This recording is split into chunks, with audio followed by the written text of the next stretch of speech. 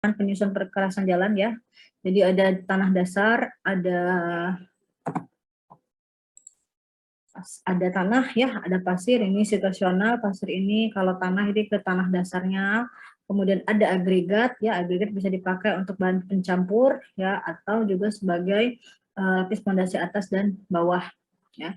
Kemudian ada aspal. Nah, aspal ini kan banyak jenisnya ya. Ada aspal cair, ada keras, ada emulsi, tergantung dari desain kita mau pakai aspal apa. Nah, untuk yang agregat itu nanti kita masuk di pertemuan ketiga ya hari ini. Kemudian yang aspal ini saya jelaskan lebih detail di pertemuan minggu depan. Nah, jadi kita masuk dulu ke tanah dasar ya. Jadi tanah dasar itu bagian paling bawah dari struktur perkerasan.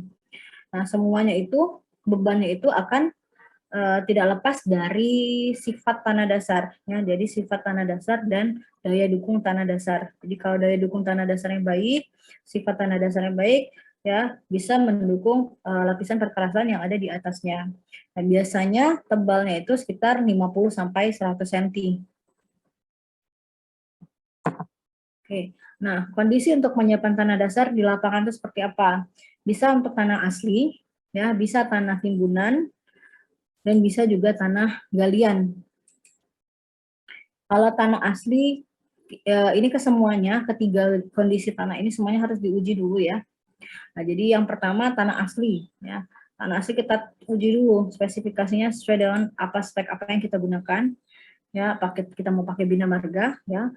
Sesuaikan dulu. Jika kondisi tanah dasarnya baik ya, bisa kita pakai untuk konstruksi perkerasan.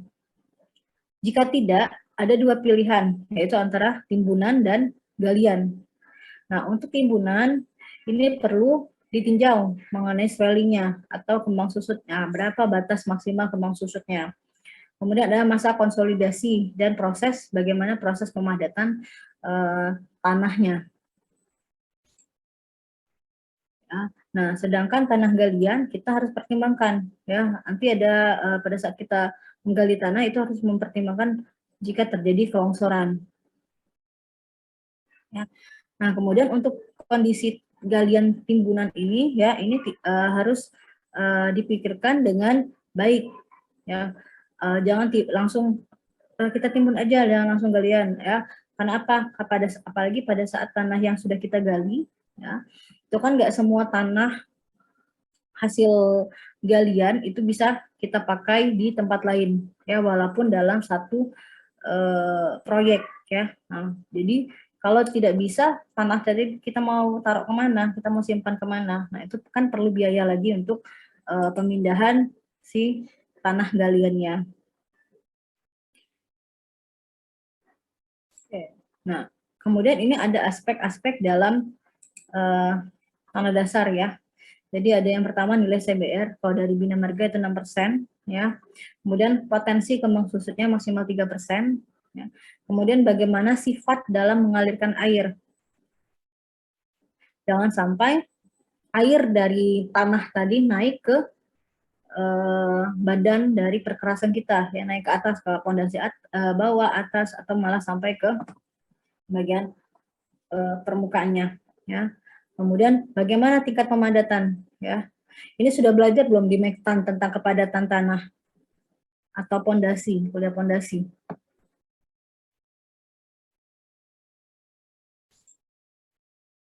Bagaimana ada uji proktor nggak belajar nggak kemarin uji proktor proses pemadatan?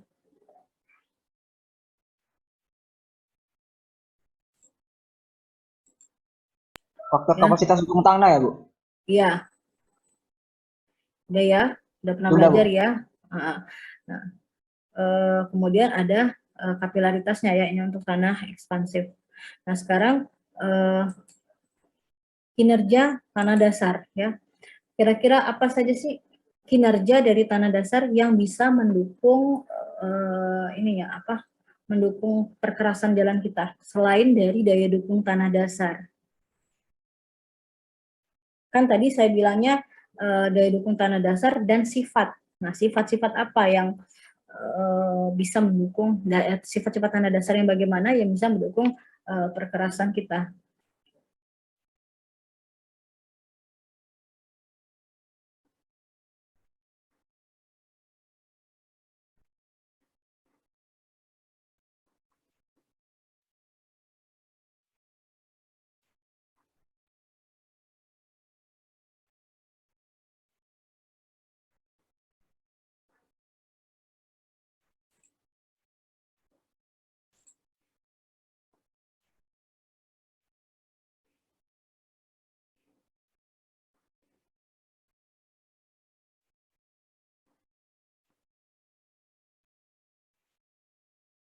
Yo, ingat nggak kuliah tanda dasar?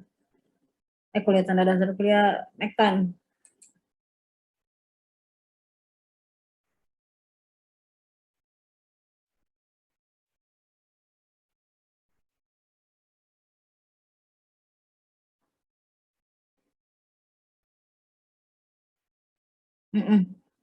Tanah yang bagaimana?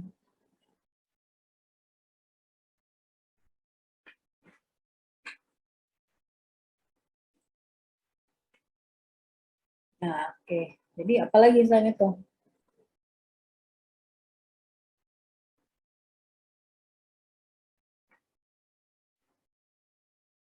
Oke. Nanti dibuka lagi ya. Karena tanah dasar ini kaitannya ada kaitan dengan kuliah Mektan ya. Jadi saya nggak jelaskan detail lagi karena sudah dapat di Mektan juga ya. Nah, jadi kinerja tanah dasar dalam perkerasan jalan itu ditentukan oleh 3 hal ini. Yang pertama daya dukung tanah dasar, kadar air dan kembang susutnya. Ya. Nah, kalau tanah dasar sudah jelas ya daya dukung tanah dasar. Kalau tanah dasar itu harus mempunyai daya dukung yang bisa menahan beban tanpa mengalami deformasi selama masa pelayanan ya. Jadi tidak ada kerusakan yang berarti dalam selama masa pelayanan. Nah, daya dukung tanah dasar ini dipengaruhi oleh 3 hal, yaitu tingkat pemadatannya, ya, bagaimana proses pemadatan di lapangan, ya, kemudian bagaimana kadar airnya, ya, diuji dulu berapa kadar airnya, kemudian jenis tanahnya seperti apa, ya, kemudian kalau yang kedua itu ada kadar air. Nah, kadar air ini akan mempengaruhi daya dukung tanah dasar dan juga kembang susut. Jadi ketiga poin ini dia saling berkaitan. Ya, daya dukung tanah dipengaruhi oleh kadar air. Kadar air juga mempengaruhi kadar air dan juga daya dukung tanah dasar dan juga swellingnya. Ya. Nah, ya, jadi kembang susut dipengaruhi oleh kadar air ya. Jadi kembang susut tanah dasar serta kandungan air yang berlebihan itu bisa menyebabkan deformasi atau jadinya retak-retak pada perkerasan di lapisan atasnya. Oke, nah cara peningkatan terhadap kinerja tadi ya. Yang pertama, misalkan tanah yang kita gunakan atau tanah aslinya itu kurang baik ya, bisa kita ganti kualitas dengan yang lebih baik ya. Dan cara galian ya, atau kita menggali atau melakukan timbunan ya. Tapi hati-hati yang saya bilang tadi ya, karena akan mempengaruhi biaya tambahannya lagi, ada biaya tambahannya lagi. Kemudian kita bisa lakukan stabilisasi.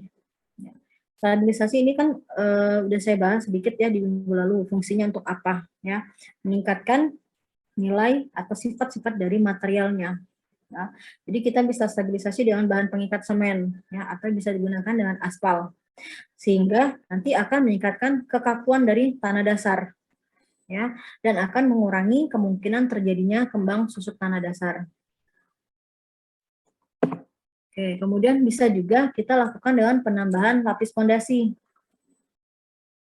Ya, jadi apabila tanah dasarnya kurang baik ya, terutama untuk yang perkerasan kaku, ya, kondisi tanah dasarnya kurang baik, maka kita bisa, kalau perkerasan kaku kan, tolong suaranya itu. Tolong Ade Nuriza matikan dulu suaranya.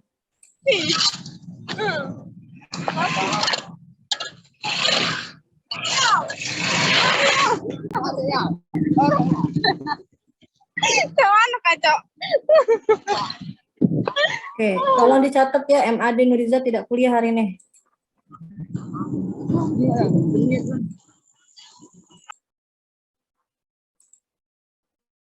Oke, kalian kan kuliah online ya, terserah bebas mau di mana ya. Tapi yang penting kalau kuliah ya kuliah, jangan kemana-mana.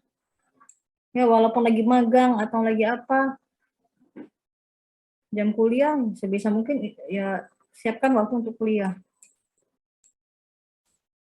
Ya, jadi kalau penambah lapis fondasi, misalkan di perkerasan kaku, kan kalau lapisan perkerasan kaku biasanya ada 3 lapisan ya, permukaan, ya dia pakai bahan peringkat semen, kemudian lapis fondasi atas dan juga tanah dasar. Nah, jika daya dukung tanah dasar yang kurang baik ya, bisa kita tambahkan lagi dengan lapis fondasi bawah. Jadi bisa 4 lapisan juga. Atau juga dengan penguatan secara geotekstil. Ya, tahu nggak ini apa? Pernah lihat nggak di lapangan? Belum, Bu. Belum. Jadi dia itu suatu lapisan ya, tipis sekali warnanya hitam ya. Jadi fungsinya itu dia seperti lembaran-lembaran dibentangkan di atas tanah dasar. Fungsinya adalah supaya partikel-partikel halus, tanah apa air ya yang ada dari tanah dasar itu nggak naik ke lapisan di atasnya. Ya. Maka kita bisa tambahkan dengan penguatan geotekstil. Contohnya di mana? Itu di jalan banyak ya yang pelebaran jalan di Jalan Palembang Indralaya itu ada penggunaannya, di jalan tol juga ada ya. Kemudian dari tergantung dengan kondisi lapangan atau kondisi dari materialnya. Oke, ini bagaimana cara peningkatan terhadap kinerja tanah dasar. Nah sekarang kita harus tahu dulu kira-kira persyaratan teknik untuk tanah dasar. Jadi tanah dasar seperti apa sih yang boleh kita gunakan dalam sistem perkerasan jalan kita, ya, dan konstruksi perkerasan jalan kita. Karena kan tidak semua jenis tanah bisa dipakai dalam perkerasan, ya. Nah, sekarang yang pertama itu yang pasti bukan tanah organis, ya. Nah, kemudian yang kedua, kalau kita lihat dari sistem klasifikasi, ya, dari klasifikasi ASTO, ya, sebaiknya tidak termasuk tanah yang plastisitasnya tinggi, atau dari ASTO itu A76, ya, atau sistem CH, ya, dalam sistem klasifikasi unified. Nah, ini masih ingat nggak klasifikasi tanah di kuliah Mektan? Ada tidak belajar ini? Ada, Bu. Pakai tabel, Bu. Ya, masih ingat nggak? Kalau ada tabelnya mungkin bisa, Bu. Oke. Jadi ya, kemudian bahan yang mempunyai plastisitas tinggi itu boleh digunakan pada daerah yang di bawah 80% dari tanah dasar, ya, atau merupakan bagian dari tanah urukan, ya, atau tanah urukan, ya, yang tidak membutuhkan daya dukung tanah yang tinggi. Kemudian harga CBR ya tidak kurang dari 6%, ya, setelah perendaman selama 4 hari. Ya, dan juga dipadatkan dengan 100% pada kepadatan kering maksimum. Nah, untuk persyaratan kepadatan ya ini nanti bisa kita pakai uji Proctor standar. Ya, nah, saya ingetin sekali lagi ya, sedikit review tentang pemadatan tanah ya. Fungsi maksudnya apa untuk pemadatan tanah? Jadi untuk menambah nilai kuat geser tanah ya, dari hasil pemadatan itu akan menambahkan nilai kuat geser tanahnya. Kemudian dia akan mengurangi sifat mempat atau kompresibilitas, ya, mengurangi permeabilitas dan juga akan mengurangi perubahan volume, ya, akibat adanya perubahan dari kadar air. Fungsinya apa pemadatan ini? Jadi kita padatkan supaya tanah tadi kan tidak terjadi lagi penurunan, ya. Jadi kalau di lapangan pemadatan tanah itu bisa dilakukan dengan alat berat. Nah, alat berat. Nah, selain itu, pada saat uji coba itu kan ada kendaraan ya, uji coba. Nah, itu salah satu cara untuk memadatkan si tanahnya tadi, ya. Jadi yang pasti untuk meningkatkan kekuatan tanah ya, sehingga akan meningkatkan daya dukung fondasi di atasnya. Dan juga akan memperbaiki sifat-sifat teknis dari tanahnya. Oke. Nah, ini untuk faktor-faktor yang akan mempengaruhi pemadatan tanah. Jadi, yang pertama tebal lapisan ya. Kalau makin tebal lapisan yang akan dipadatkan, maka kita perlu alat pemadat yang makin berat ya.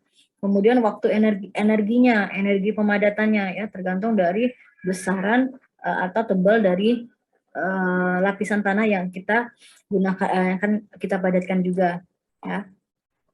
Jadi kalau di lapangan kita bisa gunakan gilasan atau dari mesin gilas. Ya, hitungannya berapa kali bolak-balik. Atau juga jumlah jatuhan dari benda-benda yang dijatuhkan. Ya. Nah, ini kalau jumlah jatuhan dari benda-benda yang dijatuhkan ini adalah simulasi terhadap apa? Kan kalau kita ingat lagi ada 3 kan beban yang diterima oleh perkerasan jalan di kuliah pertama. Beban apa saja? Kalau gaya horizontal itu apa? Gaya vertikal itu apa? Sama satu lagi ada yang beban tambahan satu lagi. Masih ingat nggak? Yang horizontal itu gaya rem, Bu. Oke, gaya rem ya. Yang Terus vertikal itu roda itu, Bu. roda apa? Roda ban ya, atau muat Iya. atau berat dari kendaraan plus muatannya. Ya. Nah, sama satu lagi. Yang seperti pukulan itu apa? Nah, ya. Jadi kalau kita lihat di software ya, dari softwarenya itu pada saat roda ban tadi mengenai lapisan permukaan itu seperti ada getaran atau seperti ada pukulan. Nah, jadi di lapangan makanya ada pemadatan dengan berapa sih jumlah jatuhan benda-benda yang akan jadi seperti kayak digetarkan di atasnya tuh. Ya, alat penggetarnya juga. Nah, kemudian ada kadar air tanah ya. Jadi kepadatan itu tergantung dari nilai kadar air tanah. Kalau kadar air tanahnya sedikit, maka tanahnya menjadi keras ya, sulit dipadatkan ya. Kalau kadar airnya banyak, malah tanahnya tuh akan menjadi lunak ya. Kemudian kepadatannya juga akan menurun. Kemudian jenis tanahnya seperti apa ya, masuk klasifikasi apa tanahnya tadi ya. Kemudian tanah kohesif apa bukan kohesif ya, ukuran partikelnya seperti apa. Itu akan mempengaruhi dari pemadatan tanah kita. Ini nggak saya jelaskan lagi ya, uji faktor ya, udah pernah ya.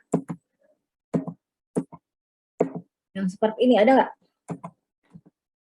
Ada nggak alatnya? Ada, Bu. Oh ya, Ada pernah, ya? Bu. Pernah ya?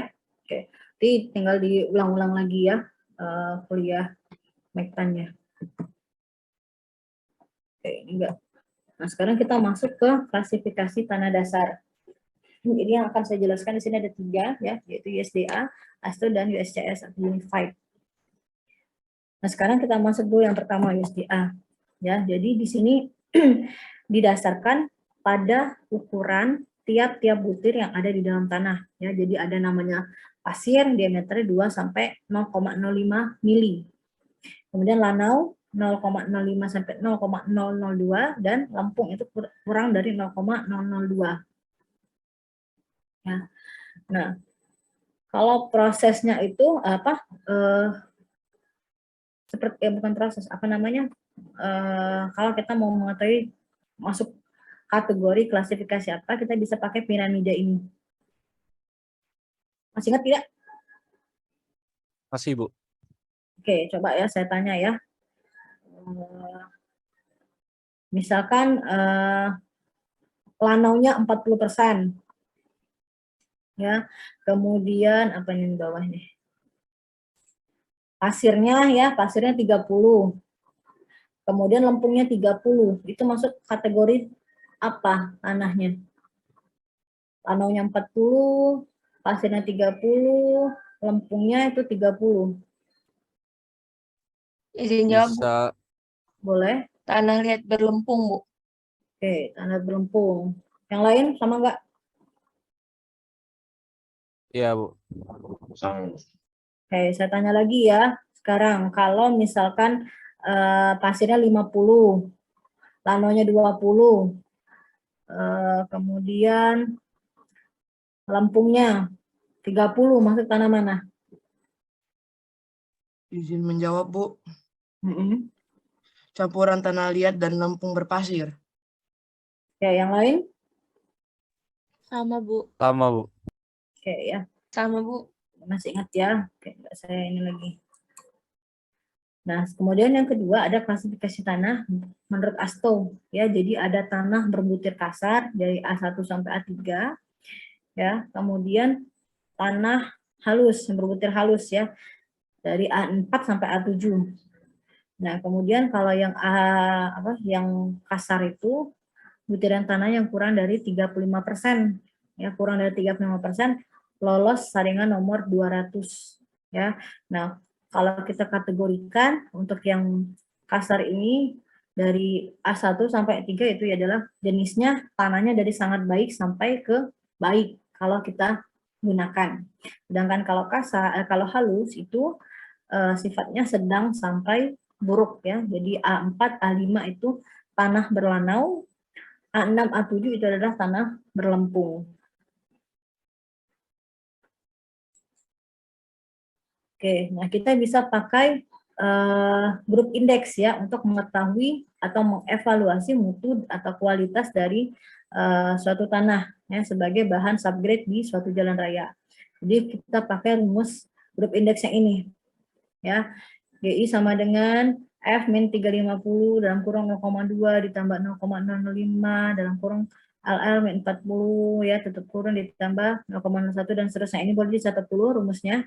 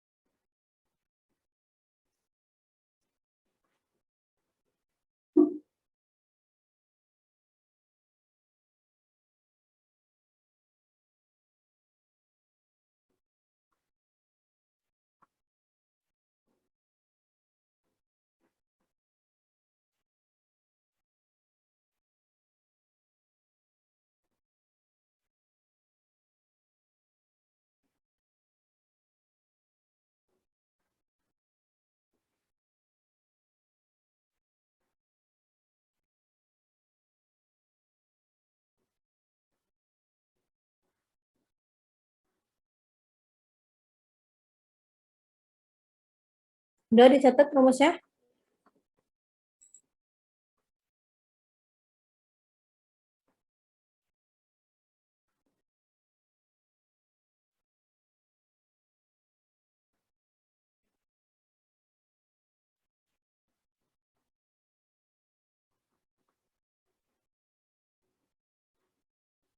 Oke, kalau sudah ini adalah tabelnya ya, tabel klasifikasi tanah A1 ada A1A, ada yang B, ini A2-nya di sini ya. Masih ingat mungkin ya. Nah, sekarang coba kerjakan dulu yang ini. Dia masuk klasifikasi tanah apa dan berapa nilai GI-nya.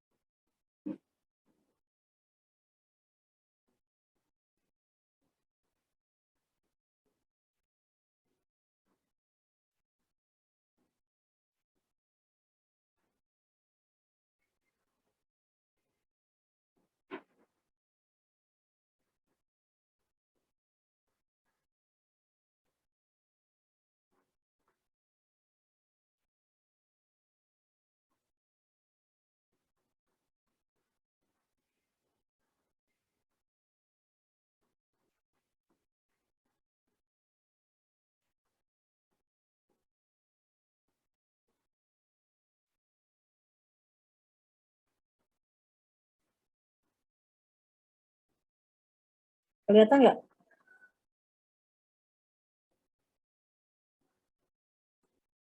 Kelihatan, Bu.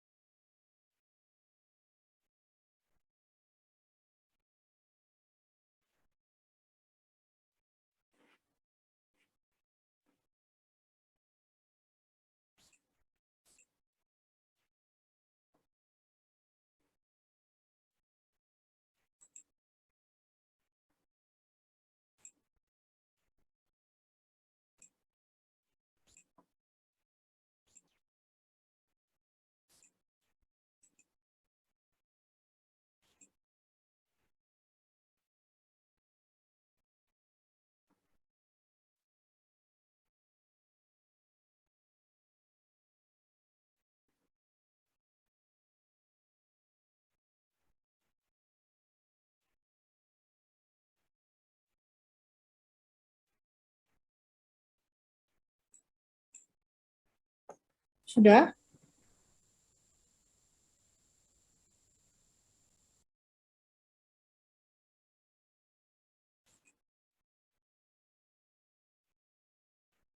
Kalau sudah kasih tahu ya, silakan langsung jawab. Nanti saya kasih nilai harian. Menjauh, Bu. Yang jawab satu ini kan berarti ada dua ini ya, dua pertanyaan ya. Grup indeksnya 1 sama klasifikasi apa. Nah, Rio mau jawab, Rio ya, jawab tadi. Iya, Rio. Yang pertama dulu, klasifikasi apa? Kalau klasifikasinya, kalau saya lihat dari tabel itu, dia tergolong tanah berlanau A4. 4. A4, Rio, kelas apa Rio? kelas A Palembang.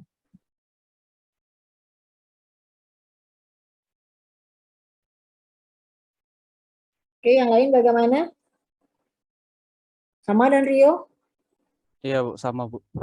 Sama, Oke, nah Bu. sekarang grup indeks, siapa yang mau jawab? Iem jawab, Bu. Saya dapat hasil 3,45, Bu. 3,45. Oke, Fitria ya. Iya, Bu. Kelas apa? A Palembang, Bu. Oke. Yang lain sama? Sama, Bu. Oke, jadi masih ingat ya cara ngitung sama penentuan klasifikasinya ya. Oke, nah sekarang ini ada yang dari USCS ya, Unified, ini dia 50% ya, tanah kerikil dan pasir, di mana kurang dari 50% berat total contoh lolos saringan nomor 200, atau yang 50%-nya lagi kita tahan di saringan nomor 200, itu masuk kategori tanah kasar ya. Ada pengelompokannya, ada simbolnya, ada S ya, ada G, S itu adalah pasir ya, Q-nya untuk kerikil ya. Nah, kalau yang halus lebih dari 50% lolos saringan nomor 200 ya, ada yang M ya, Arnau ya, atau sel organik, kemudian C untuk clay ya, O untuk organik, tanah lempung organik ya, dan juga PT untuk gambut atau peat.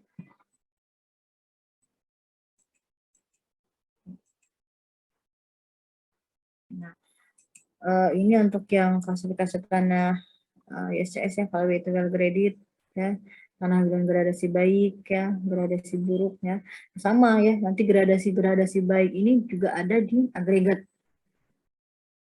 ya. Ada gradasi baik, gradasi buruk ya, untuk di agregat sama di tanah dasar. Oke, nah sekarang bagaimana cara mendapatkan atau mengetahui karakteristik dari subgrade ya. Jadi kalau subgrade itu dikarakteristikan berdasarkan ketahanannya terhadap deformasi. Ya, karena kembali lagi ke daya dukung dan sifat tanah dasarnya. Nah, sekarang kalau dari ketahanan terhadap deformasi, berarti kita bisa lihat dari dua sisi, ya. Dari kekuatan, bagaimana kekuatan yang ke stabilitasnya, yang stabilitas dari tanah dasar kita. Kemudian dari kekakuan, ya. Kekakuan itu jadi adalah hubungan antara tegangan-regangan yang elastis atau kemampuan material tadi untuk kembali lagi ke bentuk semula pada saat dia diberikan pembebanan. Ya. Nah, bagaimana cara kita mengetahui bagaimana kekuatan dari subgrade dan kekakuan dari subgrade? Ya. Jadi kita bisa gunakan ya. Yang pertama kita dari tes CBR.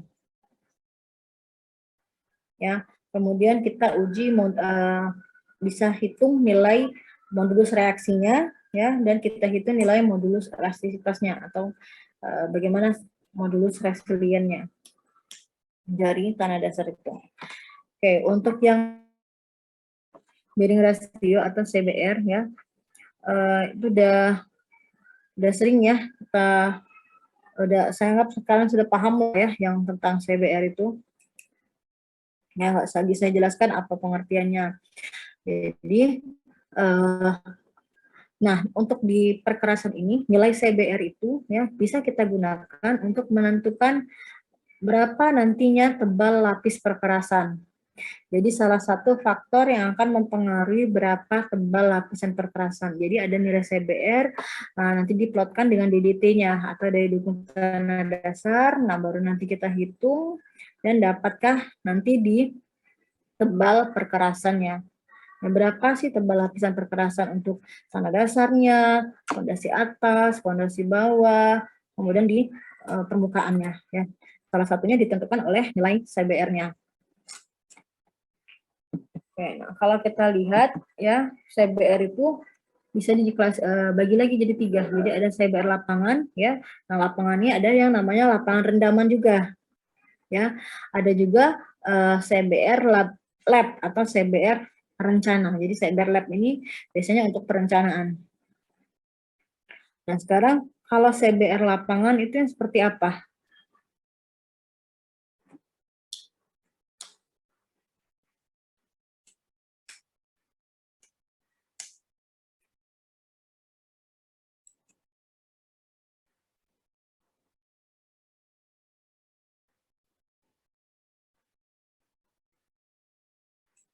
Ayo, CBR lapangan itu seperti apa?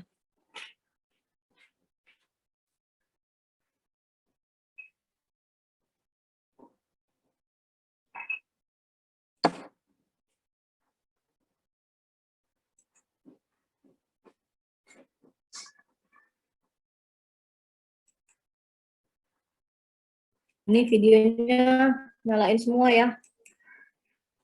Ya, sebelum nyalain dulu. Oke.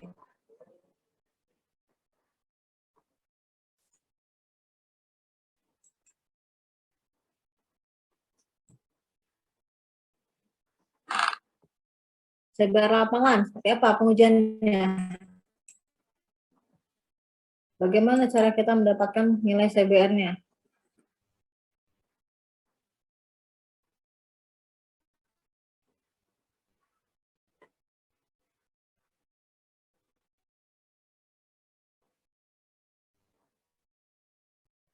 Oke, ini ya.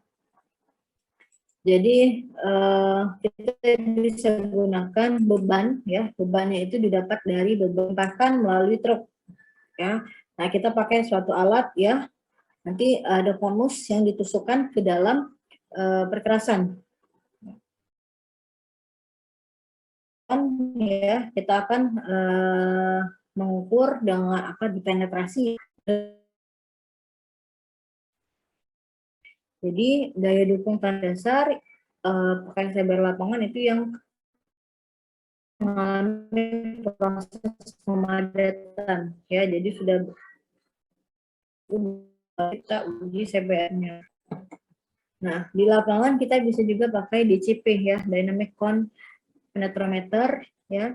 Jadi di sini kalau kita cek dari ujung konusnya ya. Kalau dia makin masuk ke dalam ya, makin dalam konusnya masuk, berarti tanahnya itu termasuk kategori tanah yang seperti ini ya, bukan ke bawah sampai dari awal ya seperti ini ya, sampai kita lihat nanti berapa sih nilainya ya, panjang si konusnya masuk ke dalam tanahnya. Nah, ini kalau kita pakai DCP ya. Nah, ini ada kelebihan dan kekurangannya DCP ya. Ini saya rasa paham semua ya. Nah, kalau CBR ban gandar ya, yang dilimpahkan dari truk. Nah, kalau CBR lapangan rendaman itu seperti apa?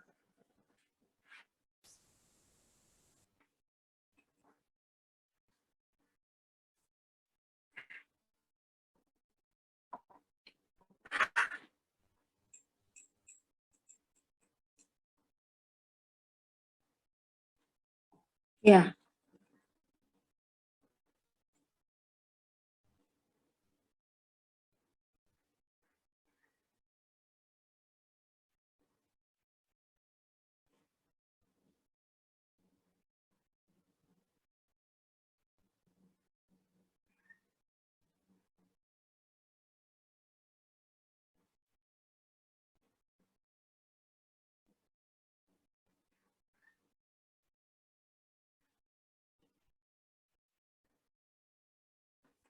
dilihat apa?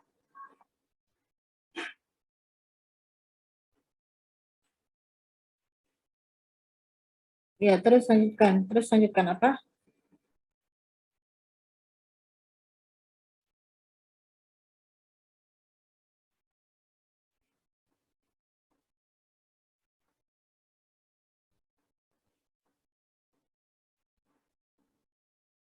Yang lain bagaimana?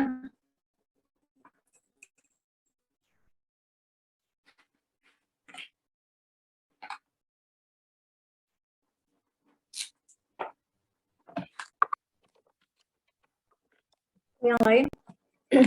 Ini sudah 9.26 ya, sudah sampai 10.30. Ada satu materi lagi, jadi nanti tinggal dicek lagi, baca lagi yang mengenai CBR. Saya masuk lagi ke ini, nanti ada dari buku tanah. Ini sudah masih ingat ya? Apa cara kita mengkorelasikan nilai CBR dengan nilai DDT-nya ya? Oke. Nah ini ya, jadi daya dukung tanah itu ini kita bisa pakai rumus ini untuk korelasi nilai CBR dengan DDT ya. 4,3 log CBR-nya berapa ya, itu ditambah 1,7, atau kita bisa pakai yang ini ya, bisa pakai tabel ini ya, misalkan di sini apa pakai yang ini ya, 6 CBR-nya 10, berarti di kan seperti ini ya. Nah kemudian apa namanya, bentar ya. Nah jadi yang untuk menghitung daya dukung tanah dasar itu kita buat dulu per segmen ya, berapa segmen dalam satu STA ya, kita bagi dulu berapa. Nah di mana setiap segmen tadi harus mempunyai satu nilai CBR yang mewakili mutu dari daya dukung tanah dasarnya. Ya, nah kemudian kita bisa gunakan analitis ya, metode analitis dengan segmen itu adalah CBR rata-rata dikurang CBR maksimal dikurang berapa CBR minimumnya dibagi dengan R ya. R itu adalah nilai ini ya, nilai R-nya adalah nilai berdasarkan jumlah titik pengamatan ya, ini berdasarkan Japan Us ya. Kemudian bisa juga kita pakai metode grafis ya, buat grafik bagaimana cara mendapatkan nilai DDT dari nilai CBR. Oke, saya lanjutkan ke yang, nah ini pertanyaannya satu. Ya, bagaimanakah hubungan nilai tebal CBR dengan nilai CBR dengan tebal perkerasan? Kalau nilai CBR-nya kecil, kira-kira tebal perkerasan makin besar atau makin kecil?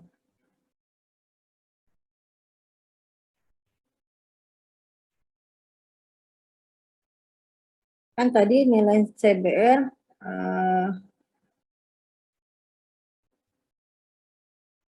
kalau nilai CBR itu kan mempengaruhi bisa dikorelasikan dengan daya dukung tanah dasar. Nah, sekarang CBR itu juga ada hubungannya dengan tebal perkerasan. Nah, kira-kira bagaimana hubungannya? Kalau CBR-nya makin besar atau makin kecil, itu dengan tebal perkerasan bagaimana hubungannya? Makin tebal atau makin kecil?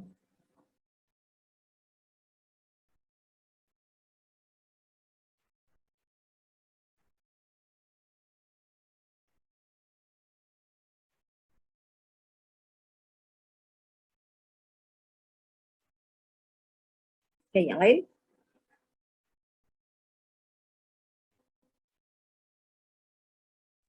Kalau menurut saya, kalau CBR-nya kecil itu kebalikannya, Bu. Tebal perkerasannya makin ini, Bu. Makin besar, Bu. Oke. Nah, ini saya jadikan tugas ya, bagaimana hubungan nilai CBR dan tebal. Sementara nanti kalian jadikan tugas, nah jawabannya bisa didapatkan di kuliah pertemuan menghitung tebal perkerasan. Ya, tapi coba cari dulu, nanti minggu depan nanti saya tanyakan. Ya.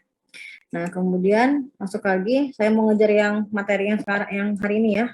Jadi ada karakteristik yang kedua ya, menghitung kekakuan dan kekuatan, kita bisa gunakan modulus reaksi ya. Nah, kita pakai rumus ini dari Bowles. Berapa mendapatkan dari berapa tekanannya bagi dengan berapa deformasi atau penurunan dari tanahnya ya. Nah, sedangkan biasanya ya nilai K ini parameter utama dalam menghitung perkerasan. Ya. Nah, kemudian yang ketiga, metode ketiga kita bisa dengan relasi dari tabel ini ya. Jadi ada dua tabel korelasi nilai MR-nya dengan klasifikasi ASTO tadi. Ya, jadi misalkan ini masuk klasifikasi apa, nilai CBR-nya berapa, nah dapatlah nilai MR rencananya. Ya, dan juga dengan USCS ya, klasifikasi masuk kategori apa, rentang CBR-nya berapa, dapat nilai MR-nya. Nah, setelah itu baru kita bisa pakai atau bisa juga pakai dengan rumus ini. Ya, pakai rumus berdasarkan Hoklom and Com ini ya, atau pakai yang Olidis. Yang biasanya dipakai untuk tebal perkerasan itu biasanya desainnya pakai ini. MR sama dengan nilai 1500 dikali nilai CBR. Nah, MR ini dapat nanti sebagai parameter untuk menghitung tebal perkerasannya. Ya, nah ini sampai sini kuliah yang tanah dasar. Melanjutkan yang kuliah agregat. Ya, bisa saya lanjutkan ya. Materi yang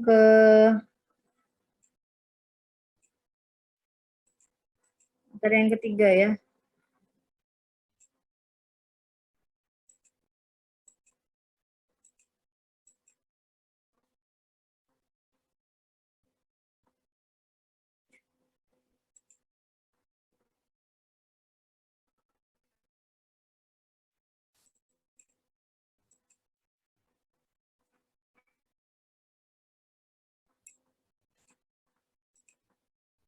Oke, nah sebelum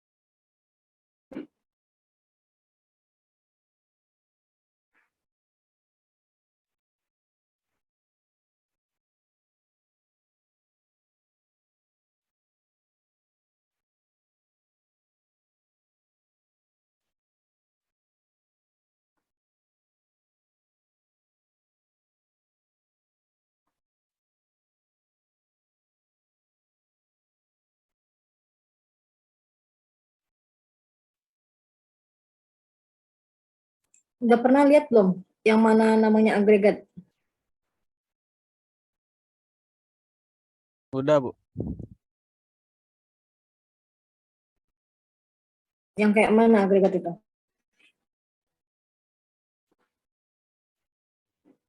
Kalau di kemarin di pas lab beton itu agregat kasar itu kayak yang batu-batu pecah itu, Bu.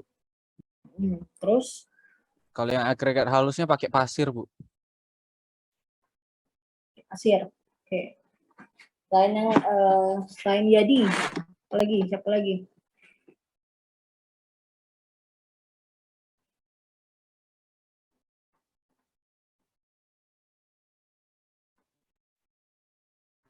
Saya izin dulu sebentar. Bentuknya ya kayak batu-batuan. Nah, kalau di perkerasan jalan ya ada namanya agregat kasar, ada namanya agregat halus, dan satu lagi bahan pengisi namanya filler. Nah, kalau agregat kasar itu banyak bentuknya, ada kurang lebih ada 6 bentuk ya dari British standar. Nah, kemudian kalau agregat halus itu apa namanya agregat atau kerikil-kerikil batu pecah yang ukurannya lebih kecil. Ya, ada ketentuannya dari Bina Marga ya, mana yang masuk klasifikasi tanah agregat kasar, mana yang masuk agregat yang halus ya. Nah, jadi dari AI ya, Aspal Institute menyebutkan di sini kalau agregat itu perannya sangat penting dalam perkerasan jalan ya, karena nanti agregat kan akan dicampurkan dengan aspal ya. Nah, di sini peranan agregat itu beratnya itu umumnya kisarannya sekitar 90 sampai 95% dari berat total campurannya. Ya, atau 75 sampai 85% dari volume campuran. Lebihnya itu adalah si aspalnya ya, dan juga fillernya ya. Jadi kalau agregat itu adalah batuan, nah seperti ini ada batuan kasar ya, yang kasar-kasar yang ini. Kemudian dia ada lagi yang ukurannya lebih kecil. Nah ini bisa dinamakan agregat halus. Nah yang paling kecil itu yang lolos dari ukuran 200 itu namanya filler. Ya, bahan pengisinya. Nah sekarang sifat penting agregat itu ada 2. Yang pertama dia konsensus ya, jadi sifat utamanya. Sifat utamanya itu yang harus kita penuhi untuk mendapatkan campuran beraspal yang mempunyai kinerja tinggi. Artinya dia mempunyai stabilitas yang tinggi, ya, kelenturan yang baik, ya, untuk yang perkerasan lentur, ya, kelenturan yang baik, kemudian tahan terhadap deformasi, ya. Nah, dan juga dilihat dari sifat-sifatnya. Misalnya anularitasnya, ya, dia masuk kategori batuan yang seperti apa? Apakah masuk yang batu pecah bentuknya yang pipih, ya, yang lonjong, atau yang tidak beraturan, atau yang bersudut, ya. Nah, kemudian kita uji juga atau lihat juga bagaimana kadar lempung dalam agregat, ya. Nah, kemudian yang kedua source properties, jadi kualitas sumbernya. Jadi ini akan mempengaruhi mutu dari agregat kita. Nah, jadi kita tahu, oh kualitas agregat ini udah baik ya, tapi tetap kita uji lagi. Jadi yang kita harus ketahui di sini adalah agregat yang mempunyai kekerasan, keawetan, dan kandungan material yang tidak diinginkan dalam agregat. Uji kekerasan, ya nanti bisa ada 3 pengujiannya ya, keawetan juga, kemudian nanti untuk pengujian yang terakhir ya kandungan ini lebih ke kebersihan dari agregatnya. Nanti ada pengujian ya, apakah dia agregatnya ada lumpurnya ya, ada pasirnya, atau ada material-material lainnya. Nah, jadi dari 2 sifat penting ini itu akan mempengaruhi pemilihan agregat ya. Jadi yang pertama ketersediaan bahannya seperti apa, kemudian bagaimana mutu bahannya ya, mutu bahan dari source properties tadi ya. Kita uji dulu, ada banyak pengujian untuk mengetahui apakah agregat tadi walaupun sumbernya kita sudah dibilang baik, tapi tetap kita uji apakah bahannya itu atau agregatnya bisa layak kita pakai untuk perkerasan kita ya. Jadi ini pengujiannya tergantung dari spesifikasi kita apa yang kita pakai. Nah, kemudian bentuk dan jenis konstruksi. Kita pakai konstruksi apa ya? Misalkan kita mau pakai lentur ya, kita mau pakai kaku. Nah, ini akan mempengaruhi bagaimana cara kita melakukan pemilihan agregat. Ya, dan juga jenis perkerasannya, perkerasan apa? Ya, kemarin kan ada tuh di pertemuan pertama ada beberapa jenis lapisan perkerasan ya. Itu tergantung dari desain kita mau pakai jenis lapisan perkerasan yang seperti apa. Sedangkan pengelompokan agregat itu dibagi lagi menjadi 2. Jadi ada dari proses pengolahan berdasarkan dimensi. Ya. Nah, kalau untuk pengolahan ya kita bagi lagi ada 3. Jadi ada agregat alam ya. Alam ini ya benar berarti agregatnya benar-benar ada dari alam. Ya, sudah terbentuk seperti itu di alam ya. Hanya sedikit proses pengolahan atau bahkan tanpa ada proses pengolahan lagi. Nah, biasanya itu terbentuk dari proses erosi atau degradasi. Ya. Jadi sudah ada agregatnya, langsung kita uji aja. Kita bersihkan dulu baru kita lakukan pengujian. Nah, sedangkan agregat buatan ya biasanya ini dari sudah ada proses lanjutan. Jadi misalkan ada batuan yang besar, nah itu kita pecahkan lagi ya, sehingga akan batuan besar tadi menjadi batuan-batuan kecil atau agregat-agregat dari kasar sampai ke agregat halus. Nah, kita bisa pakai dengan proses stone crusher ini ya. Kemudian juga dari agregat hasil pemrosesan ya, misalkan ini agregat yang dihasilkan dari produk sampingan ya, atau suatu produk industri. Contohnya yang sekarang banyak itu adalah yang abu terbang atau fly ash. Ini banyak sekali ya pengujian tentang abu terbang atau fly ash-nya. Nah, jadi fly ash ini bisa kita pakai sebagai bahan tambahan bahan tambahan dalam campuran kita ya, bahan tambahan atau bahan pengganti agregat lah ya, tapi ada kadarnya, dibuat kadar fly ash-nya berapa persen ya, sampai kita dapatkan persentase kadar abu terbang ini yang paling maksimal yang akan menghasilkan suatu campuran yang mempunyai stabilitas yang baik.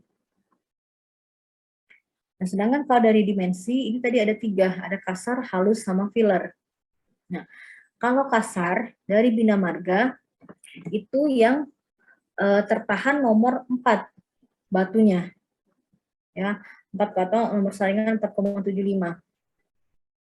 Nah, kemudian ini syaratnya agregatnya harus bersih, ya, kuat, bebas dari bahan yang tidak dikehendaki.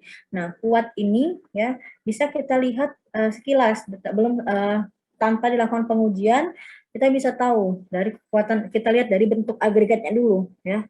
Bagaimana bentuk agregat yang akan yang kuat, mana bentuk agregat yang mudah patah, mana dari bentuknya oh ini agregatnya mudah hancur, yang ini bisa kuat. Nah, itu ya. Kemudian fungsi agregat kasar ini sebagai bahan yang akan memberikan stabilitas dalam campuran kita.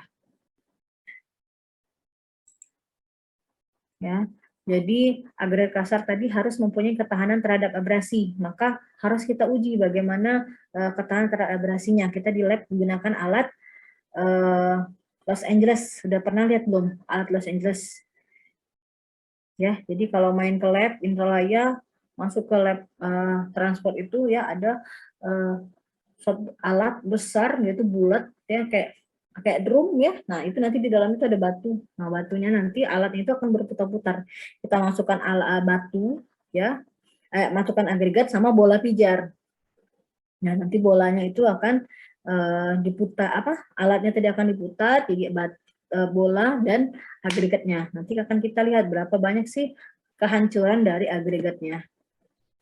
Nah, biasanya ini adalah untuk agregat yang akan digunakan pada lapis aus permukaan.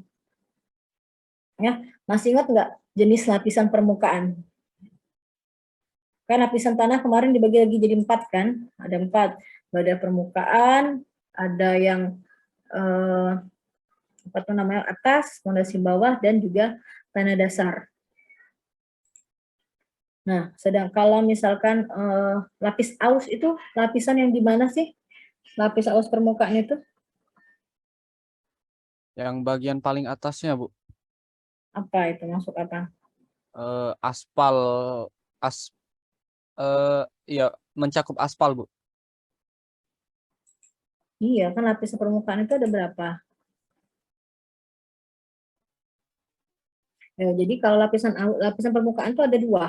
Nah, apa saja jenis lapisannya?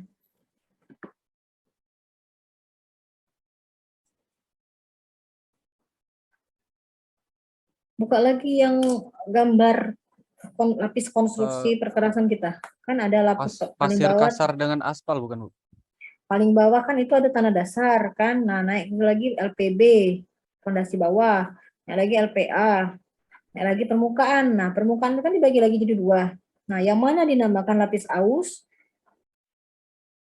Lapisan yang mana? Yang strukturalnya, Bu. Enggak, maksud saya lapis aus itu yang mana? Apakah lapis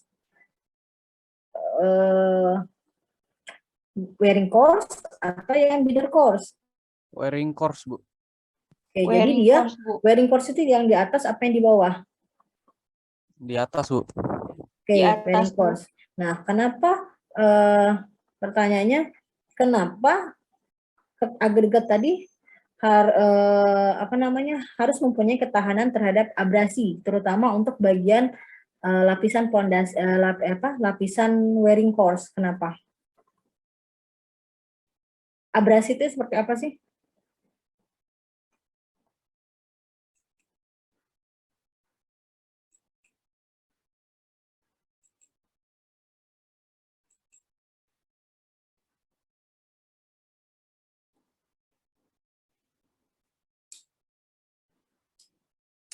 Hancur ya. Hancur Pengikisan, karena ya, Bu. Oke. Nah, jadi kenapa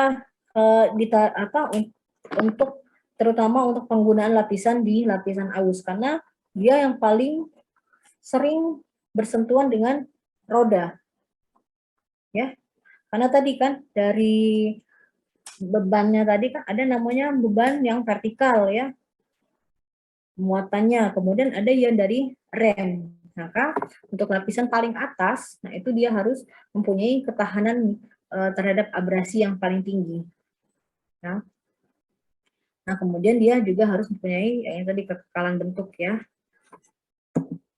Oke, nah ini sifat spesifikasi dari agregat kasar. Ya, ini menurut Bina Marga ya. Nanti ini ada di dalam buku panduan lab ya atau panduan lab. Nah, untuk sementara masih pakai yang panduan lab yang ada di lab sekarang ya. Karena untuk modul praktikumnya itu masih disusun ya untuk yang edisi yang terbaru. Jadi nanti ada modul praktikum untuk yang material ya, sama lagi untuk yang pengujian campurannya. Tapi itu masih disusun. Insya Allah tahun ini selesai ya.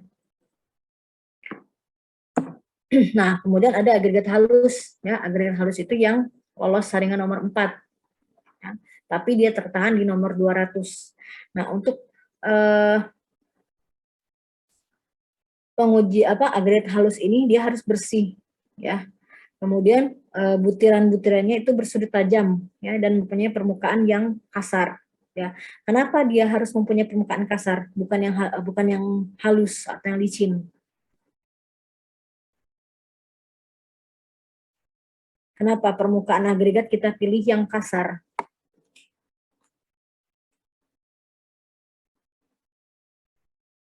Kalau halus kenapa?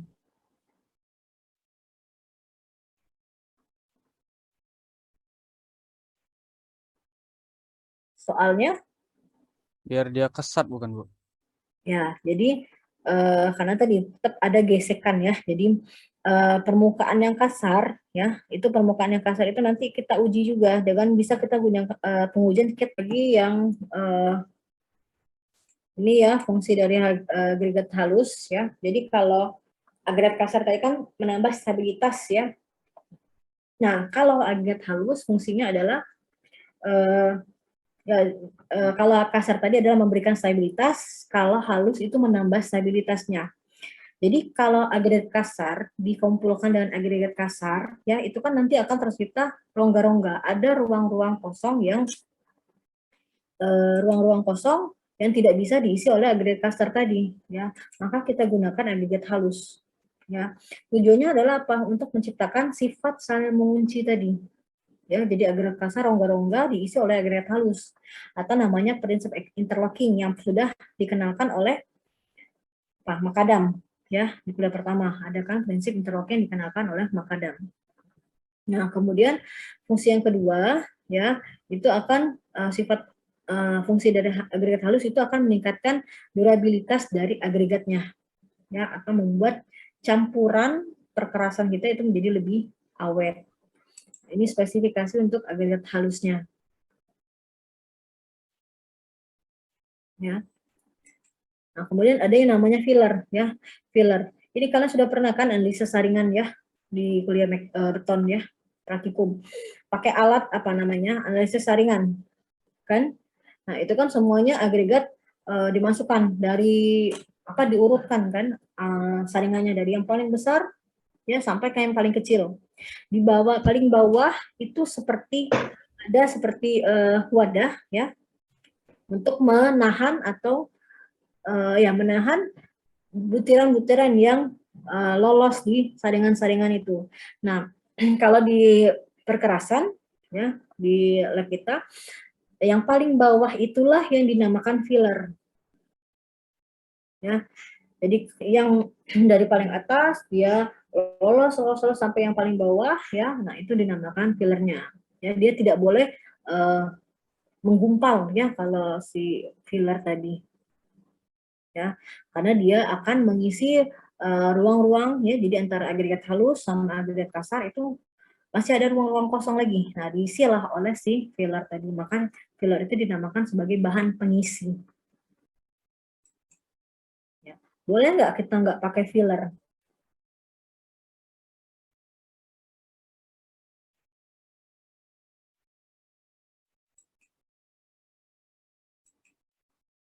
Mungkin boleh, Bu, tapi tingkat kebagusannya itu berkurang, Bu, karena tidak terlalu kecil partikelnya, Bu.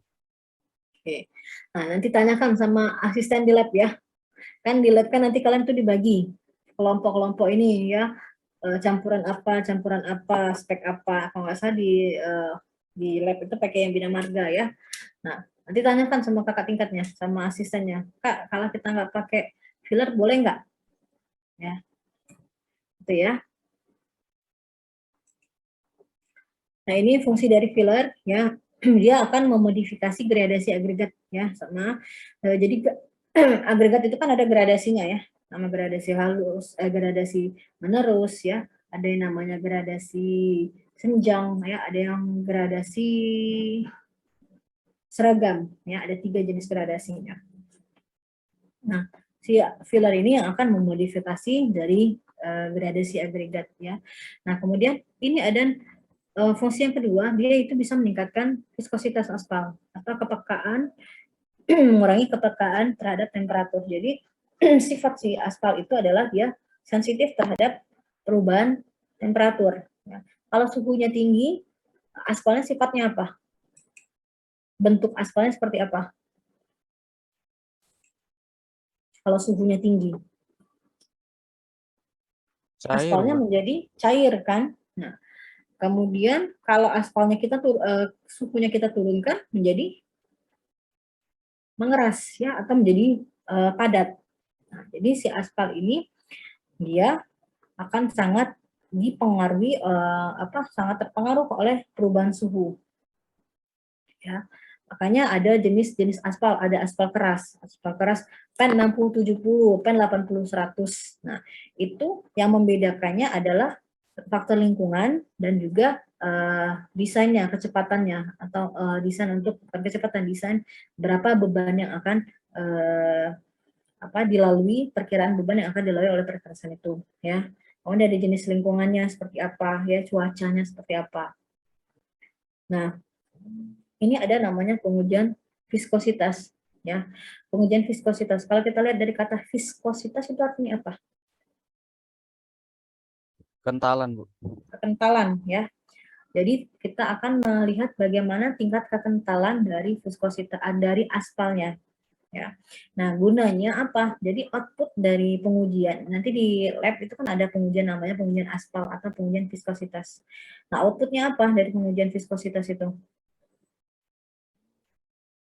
Adalah mengetahui suhu pada saat pencampuran dan suhu pada saat pemadatan campuran. Ya, jadi nanti dari pengaruh suhu itu akan mempengaruhi berapa sih volume aspalnya atau kadar aspalnya. Ya, nanti kalau misalkan volumenya tinggi, kira-kira berapa kadar aspal yang dibutuhkan?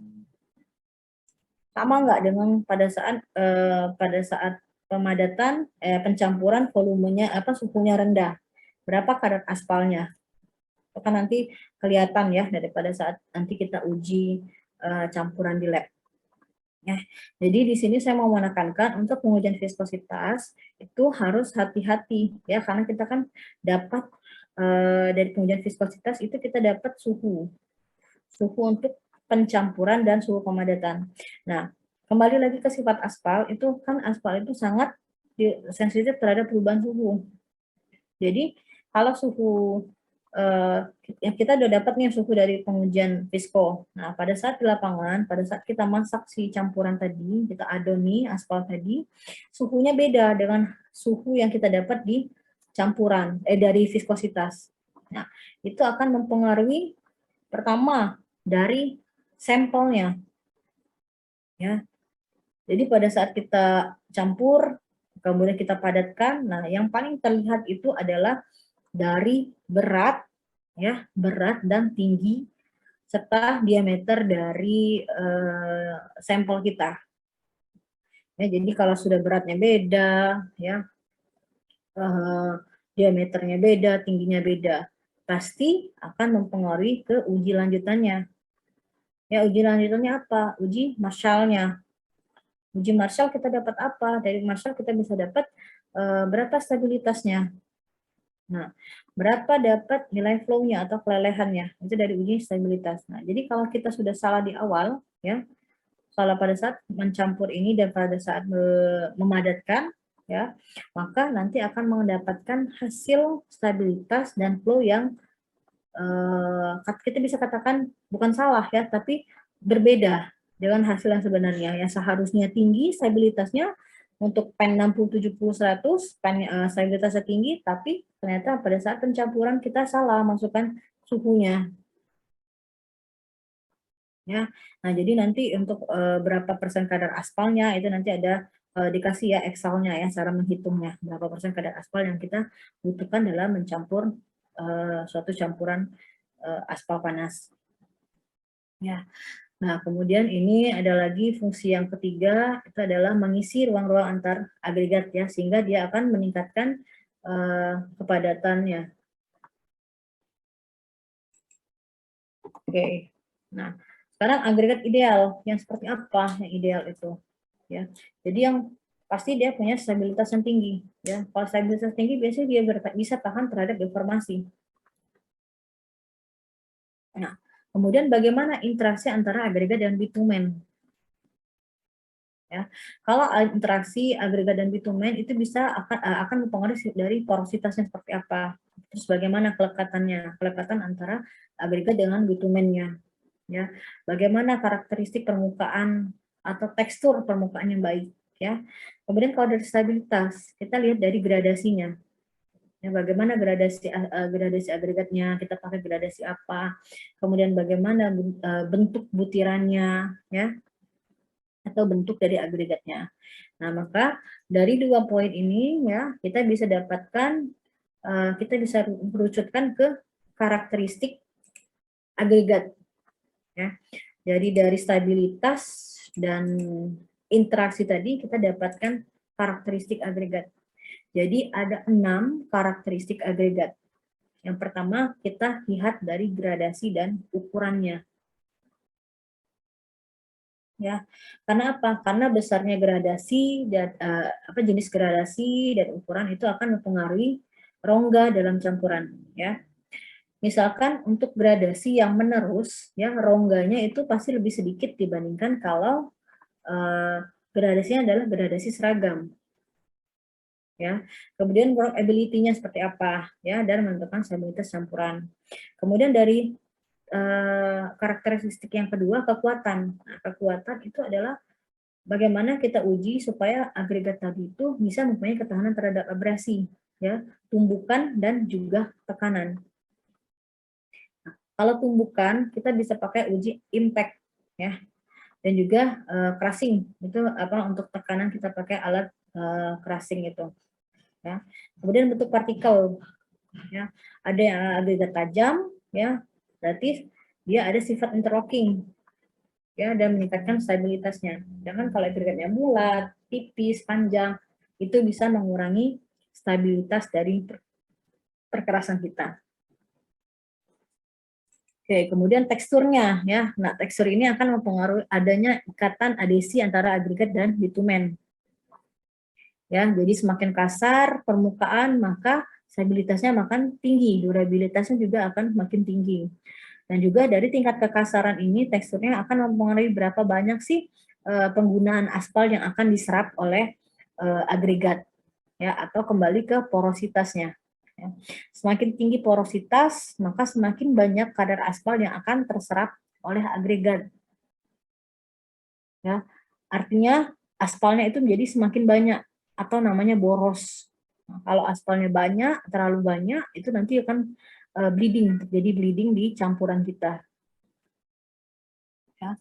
Nah, yang terakhir itu dia harus bersih, ya, dari sifat kimia, ya. Nah, ini bisa sifat kimia, bisa kadar lempung, ya, lumpur, pasir dan sebagainya yang akan mengurangi daya lekat aspal dengan agregat. Nah, jadi untuk mengetahui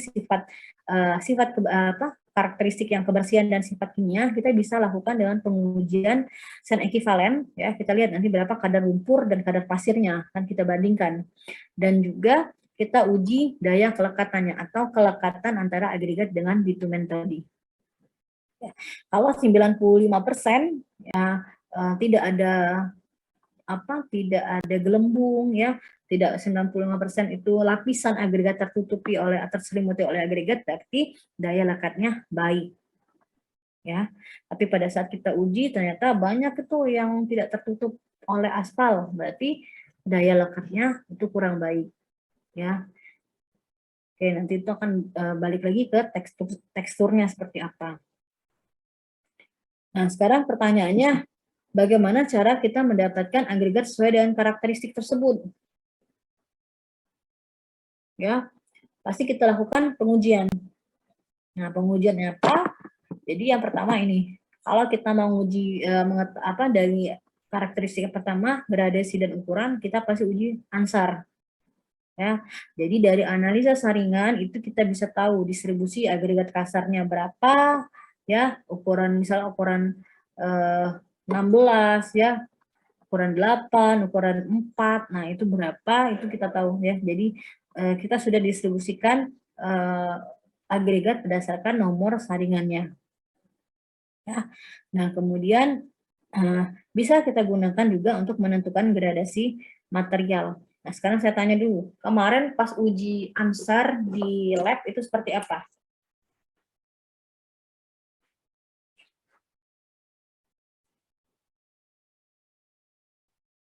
Di beton.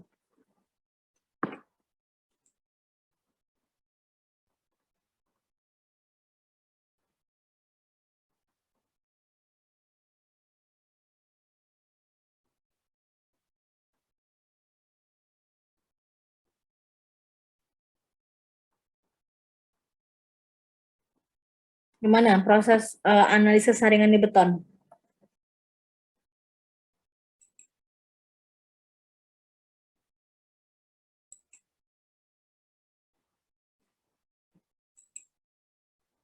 Ya, pakai shaker ya. Nah, prosesnya seperti apa?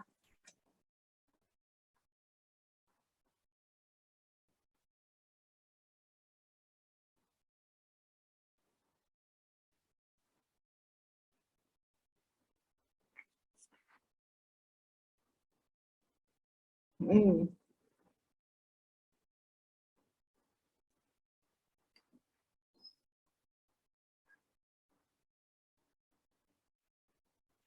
Oke, nah dapatnya apa hasilnya? Hasil dari si shaker itu berupa apa?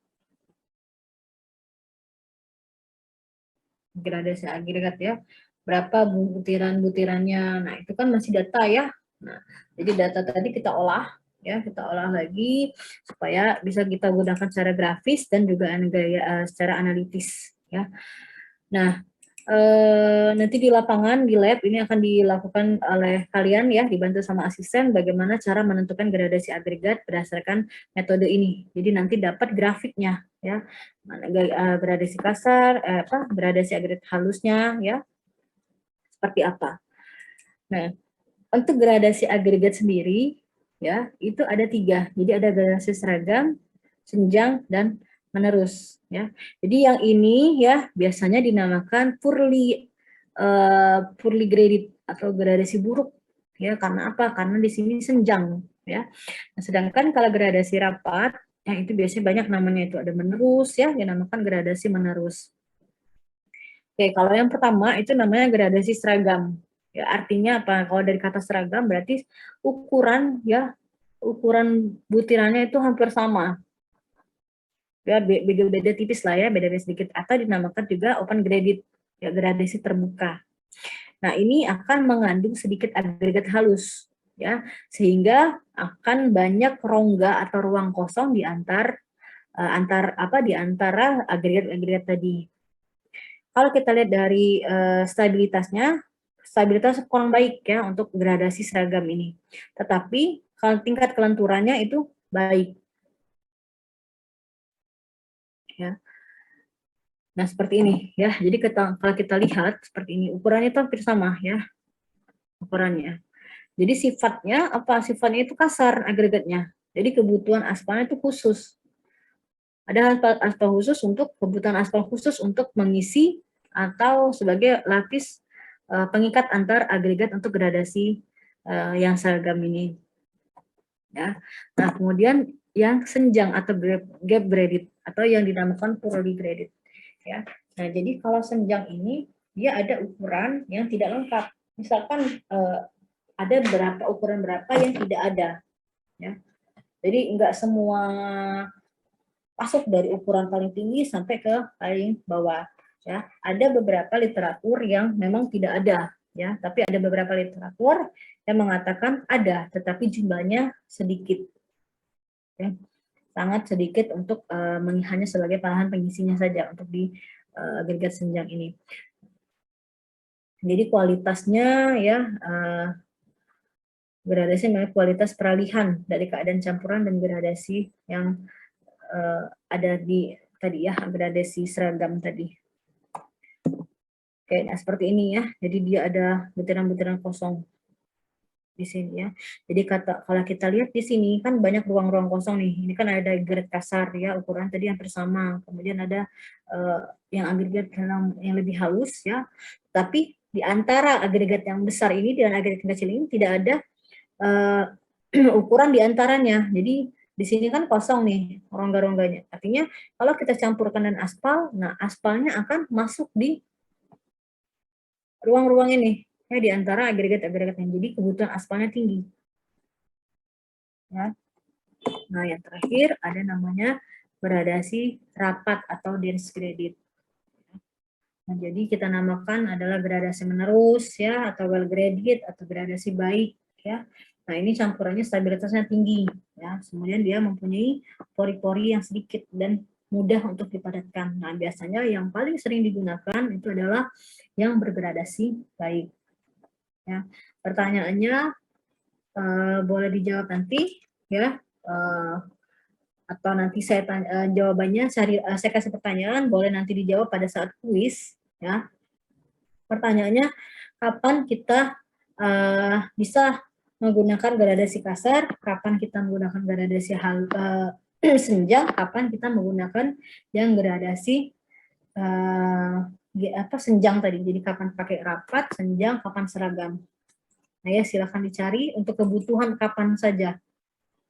Ya, 3 gradasi itu. Nanti kan saya tanyakan di kuis. Nah, kalau nanti kita ada kuis ya.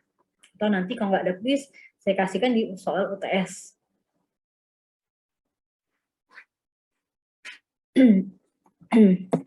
Nah, ini ya untuk gradasi halus ya.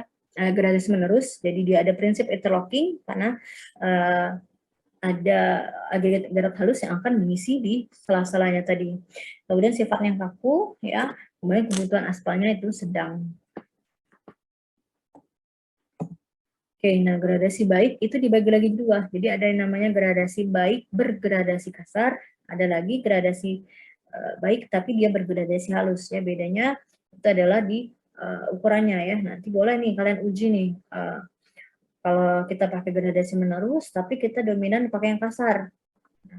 Jangan dominan yang gradasi halus. Nah, kita compare nanti kira-kira mana yang menghasilkan stabilitas yang baik antara kedua jenis gradasi baik ini.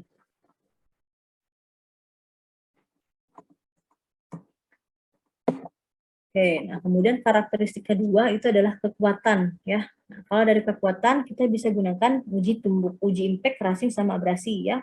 Nah, kalau abrasi kita pakai alat Los Angeles ya, kemudian ada tumbukan dan ada tekanan ya. Bedanya apa antara tumbukan sama tekanan?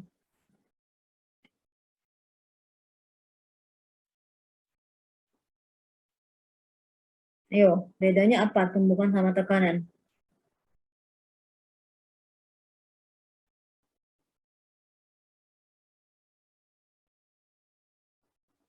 Kalau tumbukan itu gayanya sekali lewat gitu, Bu.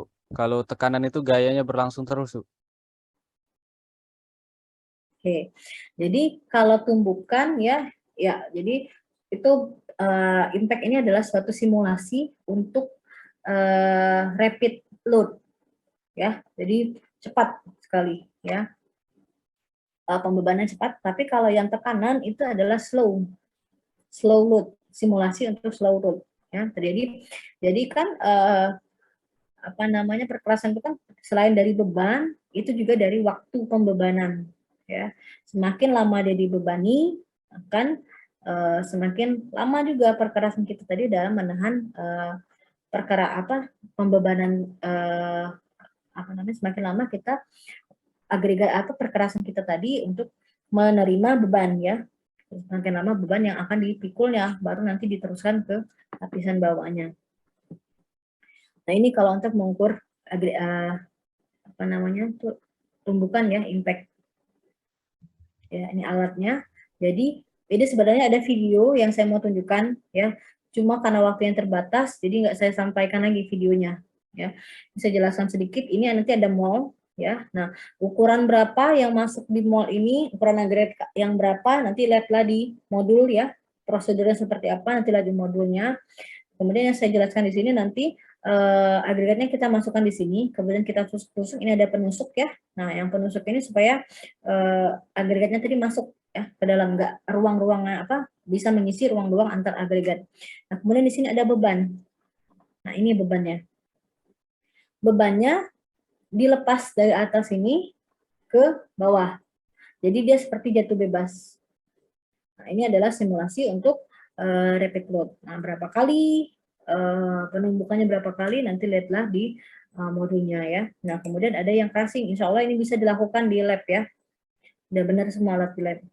Nah, kemudian ada crashing, itu tekanan ya. Jadi dari sini, nah di sini ada alat, ada beban yang akan menekan si sampelnya. Ya, kemudian ada yang Los Angeles yang seperti ini alatnya. Ya. Jadi kalau pengujian Los Angeles jangan ini ya, jangan heran, pasti ini berisik sekali ya, karena ada bola yang tadi dimasukkan dalam sini. Kemudian bentuk partikel ya, karakteristik yang ketiga, bentuk partikel. Jadi kalau dari British itu ada 6 bentuk partikel. Yang pertama bulat, tidak beraturan, bersudut, pipih, lonjong, dan pipih kelonjongan. Kira-kira mana yang paling baik yang bisa kita gunakan untuk campuran perkerasan?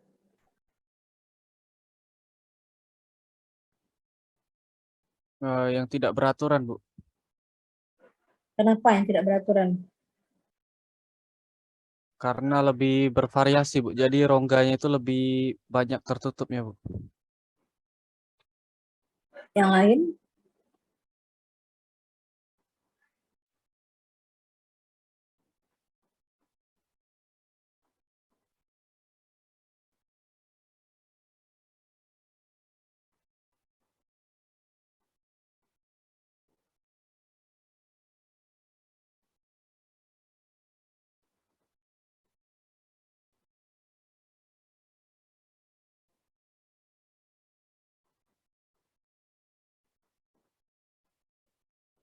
Ayo, yang lain yang mana kira-kira?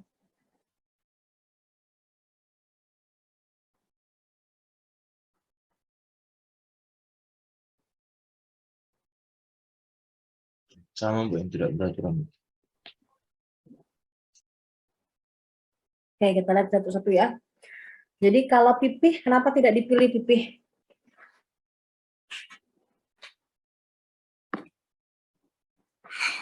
Pipih itu yang seperti apa?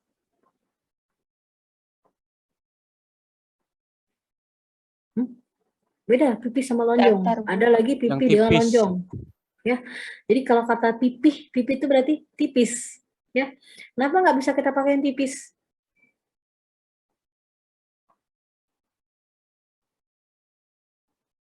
Coba kalau logikanya, kalau ada papan tipis, kita kasih beban di tengahnya, Mudah retak, Bu.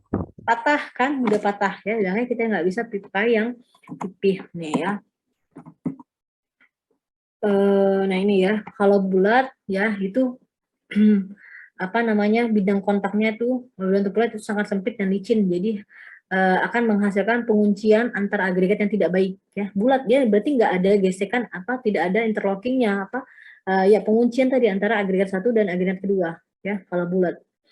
Misalkan bayangin bulat ketemu bulat, agregat yang bulat sama bulat, nah apa nanti gesekannya seperti apa ya. Jadi kurang baik untuk kondisi kepadatan dari lapisan perkerasan kita. Kemudian lonjong sama ya, seperti bulat, bersudut. Nah, bersudut itu yang paling baik. Kenapa? Karena dia di situ ada prinsip interlockingnya. Kemudian dia mempunyai kestabilan yang lebih tinggi ya, dan lebih tahan terhadap deformasi.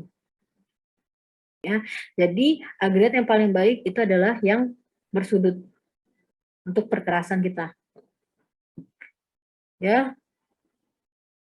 Nah, kalau tidak beraturan berarti dia tidak mengikuti bagaimana bentuk yang di atas. Dia tidak bulat, tidak pipih, ya, tidak lonjong, ya. Nah, sehingga gaya gesekannya itu tergantung dari luas bidang kontaknya, ya. Namanya tidak beraturan. Jadi yang paling baik itu adalah yang bersudut, ya, bulat dan lonjong pipih juga tidak boleh. Nah, bagaimana cara kita mengetahui kalau agregat tadi bersudut, pipih, lonjong ya? Kita bisa uji dengan alat ini. Jadi kita masukkan agregatnya, kita uji ini untuk menguji kepipihan dan ini untuk menguji kelonjongan dari agregatnya. Oke, lanjut lagi ke tekstur. Nah, ini sudah jam 10.22 ya. Saya mau lanjut ngajar lagi sebenarnya. Ya, jadi yang Yang ketiga dari teksturnya ya, tekstur yang ke mana? Keempat ya, keempat itu dari tekstur ya. Licin, kasar, berpori. Ini sudah saya jelaskan ya. Kalau dia kasar, dia punya ikatannya baik ya. Kalau dia licin, dia akan ada penyerapan ke dalam agregatnya. Ya, aspalnya mempengaruhi ke daya lekatnya. Kemudian juga ke yang berpori ya. Berpori juga mudah pecah atau mudah terjadi degradasi. Kemudian dari porositas. Porositas itu adalah persentase ruang-ruang kosong atau besarnya kadar pori yang ada pada agregat. Ya, jadi tingkat keporusan agregat itu akan menentukan berapa banyak zat cair atau aspal yang bisa diserap oleh agregat. Kalau semakin banyak aspal yang diserap oleh agregat, semakin baik nggak?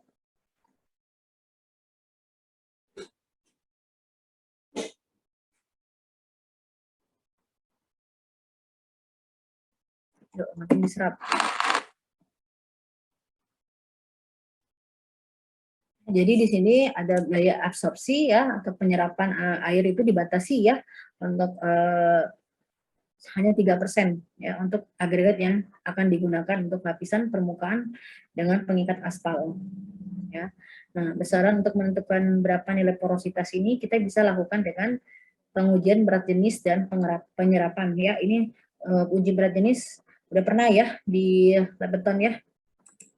Jadi ada 4 macam berat jenis ya, ada berat jenis curah, kering permukaan, semu, dan berat jenis efektif. Ya, ini rumusnya. Ya, ada 4 ini, dan ini ada contoh soalnya. Nanti bisa dipelajari ya. Nah, ya, tunggu sedikit lagi. Kemudian ini ada kelekatan ya. Jadi kelekatan aspal dan agregat. Ya. Jadi akibat dari porositas tadi akan mempengaruhi daya lekat dari aspal dengan agregat. Ya, tadi saya bilangnya bitumen ya, bitumen itu sama aspal ya. Jadi kelekatan aspal itu adalah persentase luas permukaan agregat yang terselimuti aspal terhadap keseluruhan permukaan. Jadi kalau kita uji dia seperti ini. Ya. Jadi ini ada wadah ya, kita isi air. Nah, ini sudah dicampur antara agregat dengan aspalnya. Nah, kemudian kita lihat itu, ya, lihatnya visual ya. Kita lihat visual kira-kira berapa banyak sih agregat yang tidak terselimuti oleh aspal. Ya, nanti ini kembali lagi ke spek ya, berapa persennya. Udah, yang terakhir itu adalah pengujian tadi saya bilang ada sign ekivalen ya, untuk mengetahui tingkat kebersihan dan sifat-sifat kimia yang akan diterima oleh lapis agregat ya. Nah, ini ya pengujiannya. Nah, biasanya untuk ini sign ekivalen ini untuk yang agregat halus.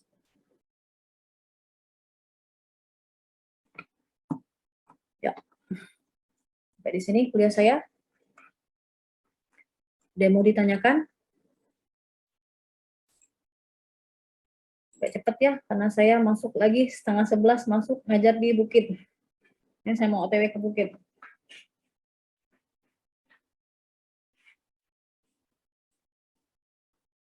Belum ada mungkin, Bu. Yang lain, nanti ketua kelas, Pak Alifzan sama Rizal nanti koordinasi ke saya ya. Cari kelasnya, yang mana kita pakai minggu depan. Ya, jadi untuk minggu depan kita kuliahnya offline. Sama konfirmasi dulu ke saya, berapa banyak yang ikut ini, yang field trip itu. Ya, kalau memang banyak yang field trip, berarti kita ganti hari. Nah, rencana saya minggu depan itu saya mau masuk 2 materi, ya rencananya. Ya, saya mau masuk materi aspal, kan saya masih ada 2 lagi materi tentang aspal sama campuran. Nah, rencananya saya mau gabungkan aspal sama campuran. Jadi minggu kelimanya tinggal kuisnya saja. Oke. Ada yang mau ditanyakan?